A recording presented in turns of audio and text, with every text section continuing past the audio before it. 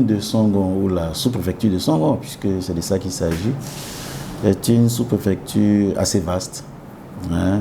Elle est 2 fois et demi supérieure à Yopougon. C'est au moins 37 000 hectares hein, sur laquelle Songon s'étale.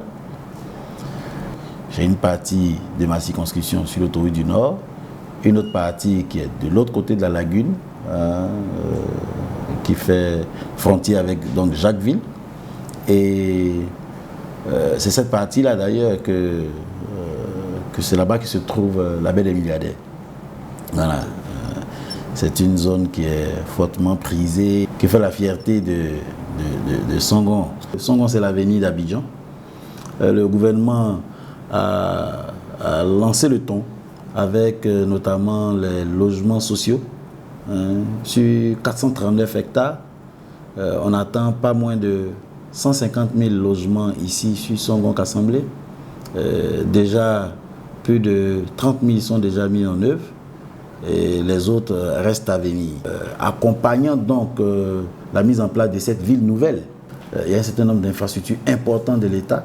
Il y a la Y4 qui passe dans Songon. Il y a, disons, une forme d'autoroute 2x2 voies qui va remplacer cette voie-là de la route de Dabou, comme on l'appelle. Ce qui fait que celui qui habitera dans Songon dans les 5 années à venir, il sera à quoi, 15 minutes de Jacquesville, 10 minutes de Dabou, une vingtaine de minutes du plateau. Les 2x2 voies, la Y4 qui doit retrouver le 4e pont et tout cela, c'est un ensemble d'infrastructures qui va positionner Songon au rang des communes qui vont compter au niveau d'Abidjan. Songon présente d'abord un cadre paisible. De 2, Songon est en construction.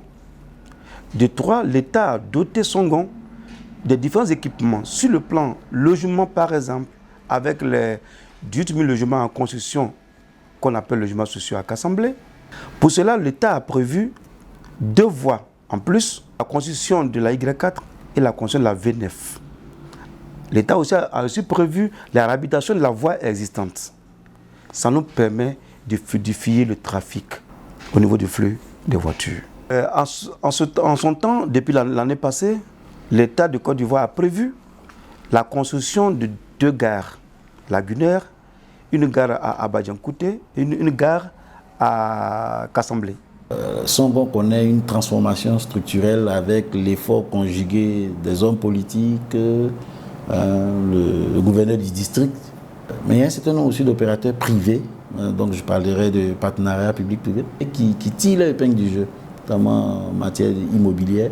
Je voudrais tirer mon chapeau à Ivoire Construction, qui est une entreprise que je qualifierais de citoyenne parce que ce n'est pas pour faire de la publicité, mais un opérateur qui prend de ses ressources pour aller en amont faire des travaux pour permettre aux populations et tous ceux qui voudraient accéder à la ville d'y accéder le plus facilement possible. Je salue les travaux herculéens qu'il a engagés au niveau de la commune voisine de Yopougon, au marché Bagnon. Là.